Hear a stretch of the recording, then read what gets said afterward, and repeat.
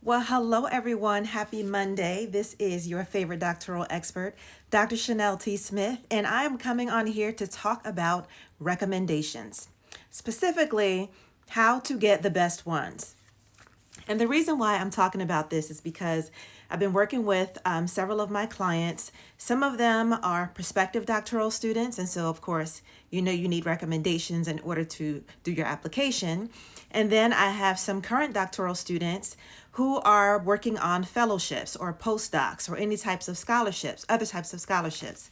So they need recommendations as well. So one of my clients, well, before I do that, let me back up. For those of you who don't know me, my name is Dr. Chanel T. Smith, and I am a doctoral expert and an institutional consultant. What I do is help doctoral students fast track their degrees without putting their lives on hold. Yes, I help you navigate through the various stages of your program, whether you are just entering the program or about to go on the job market. I am there to journey with you to help you finish. Okay? So, back to what I was saying.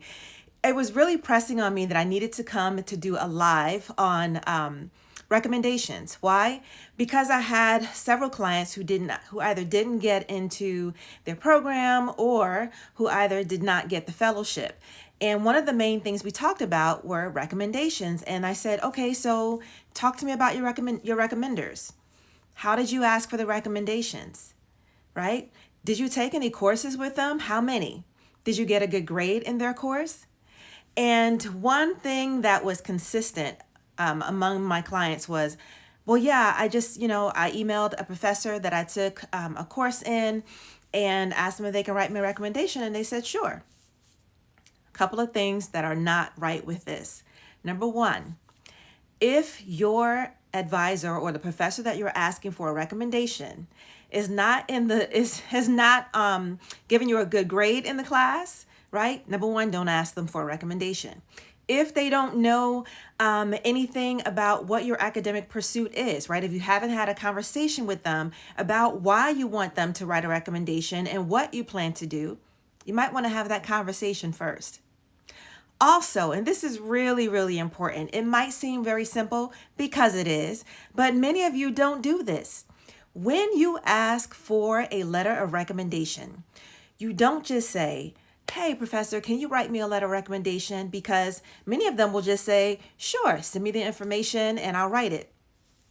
Those of you who do that, you run the chance of getting just a regular recommendation.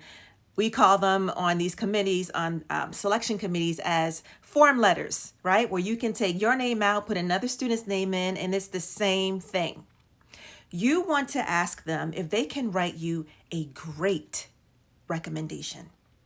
That one word, great, not even good. Can you write me a great recommendation? You know why? Because when you use that word, it forces them to think, hey, do I really know this student?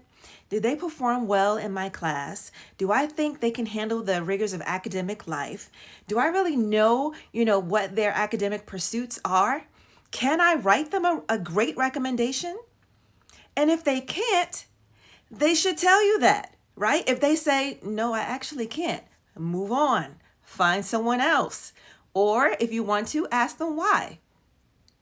Right? But if they say they can't, you really don't want to ask a professor who already told you, I cannot write you a great recommendation, to write you that recommendation.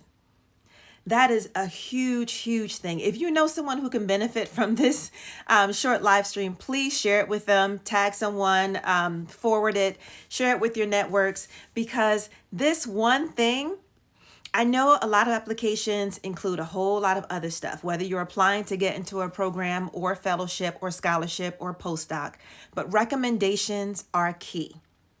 Why? Because you are asking our colleagues, right? Our colleagues in the field to write on your behalf. And we trust our colleagues. So if they are not giving their all and presenting you in a positive light, saying, yes, this person, you want them in, I fully support them, we're not going to be jumping on trying to get you into our programs, into our institutions, because it takes a lot of work. When you get accepted into a program, we are investing in you because our name right? It's kind of like your family tree. Our name goes with you, right? Oh, who'd you study with? That's important.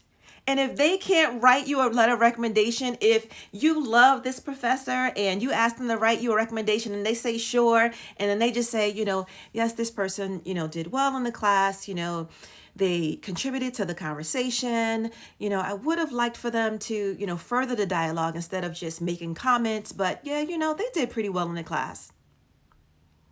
That is what you will get if you just say, can you write me a letter of recommendation?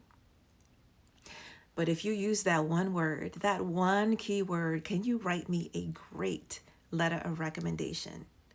It causes the recommender to think. They may even say, sure, but you know what? Let's have a conversation. Let's have a conversation. Let me know, catch me up. It's been a while since you've been in my class. I know you did well. And also, if you have any of the papers that you've written and send me your grade, that'll be great too. So you can pique my refresh my memory on how you performed in the classroom, because I have so many students. And if you let me know why you want to get a doctorate in XYZ field, that would be great too. Who knows? If you want to choose my discipline, I might even be on your committee. We might have a shared interest. So yeah, let's have that virtual coffee. Then you get a recommendation such as, it is my great honor to recommend so-and-so student to your program. They will be a great asset. I had a wonderful opportunity to learn with and teach this student. They can definitely handle the rigors of academic life. They not only contributed to the dialogue, but they furthered the conversation. They piqued the interest not only of me by asking different probing questions and things that I didn't even think about, but also the students. They are also, in terms of team projects, they are a great leader as well as a team player. I highly recommend this person. They wrote a paper that can definitely just with a little bit of tweaks, can be a publishable paper in a peer-reviewed journal. I highly recommend this person. If you have any questions, please feel free to reach out to me and I'll be there to answer anything that you have. Boom. These are the ones. When we skim those recommendations and we're just like, I am delighted I unreservedly recommend this person versus this is a good student. That who do you think we gotta give more weight to, right? Recommendations are huge. They are huge. They're only one aspect of an application, but they are huge. They are weighty. So make sure that you know how to ask for a recommendation, that you are thinking really, really strategically about who you are asking these recommendations from. And you also want to make sure that you are giving them as much information as you can in terms of the school to which you're applying, or the postdoc, or the scholarship, or the fellowship. What are their requirements for getting in? How do you feel you are a good fit, right? Have that conversation. This is not the time to be shy. This is not the time to, just send an email and pray that someone responds back. You want to follow up. You want to be in their faces. You want to make sure that they know who you are, what you're about, why you want to get a doctorate, and why you're a good fit, and why they should give you a great recommendation. If you need help with that, I would love to help you, not only with recommendations, but also in terms of if you are a prospective doctoral student, for example.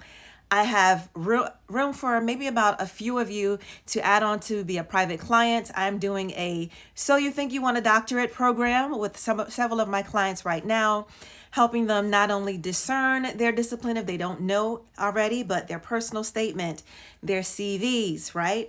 Their letters of recommendation. When do they start the online application? When should you order your transcripts? Let's talk about the email. Let's draft that email to your recommenders. Let's talk about that writing sample. Let's look at how can you mine all of your coursework for your best research paper. This is not the time for you to try your hand at something creative. Okay, this is not a sermon. This is not what you think you want to contribute to the field. This is not a test case, people. Okay, you want to find a writing sample that has already been vetted, already been graded by a professor with a great grade, okay? Because you want to put your best foot forward. If you want me to walk with you, to journey with you, to guide you through this process of getting into a doctoral program, please DM me, or if you're on Facebook, send me a private message. I would love to work with you. Also, if you're watching this on Facebook, I'll put the link to book a call in the description of this video. Now, for those of you also who are applying for fellowships or scholarships and going on the job market, again, this is really, really important. And I also guide clients through that process as well. There are so many things to know. I have served on so many different selection committees for fellowships, for scholarships, for admittance into programs. I ran my own program at my school, and I also served on a selection committee for presidents. I know what they are looking for. So if you want to put your best foot forward, if you want to learn how to create the best application so that you can show that you are a right fit for whatever you are doing, and you're coming off as a right fit and not someone who is conceited and someone who thinks they're going to come and fix and change and make your institution better. I read those too. No bueno. Okay. Anyway, this is Dr. Chanel T. Smith. This is my rant on, yes, listen, future Dr. Sade Burrell, email me. I do that too. And for those of you who are on your CV, for those of you going on the job market, I also do CV prep. I do mock interviews. Yes, you get dressed up. We have a half an hour interview, and then we unpack the interview, and I tell you what you did wrong. I tell you what you did right. I go over all of that. And also personal statements and that cover letter. Oh my goodness. Talk about what you need to get done to get that foot in the door. They won't even read the rest of your application if you don't have your cover letter or your personal statement right. I want to help you.